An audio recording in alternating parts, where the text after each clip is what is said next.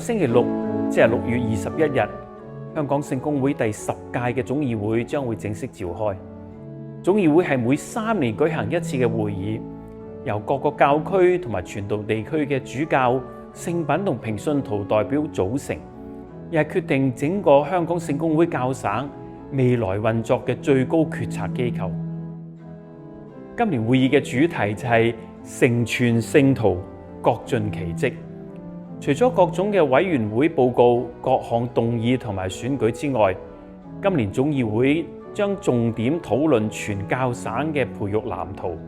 亦即係香港聖公會嘅門徒訓練方針。各位總議會議員將會圍繞呢個相當重要嘅議題嚟到展開討論。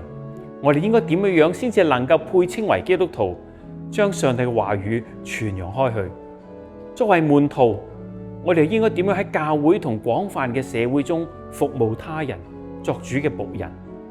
我哋又如何能夠將基督嘅形象帶入眾人嘅生命裏邊呢？未來幾日，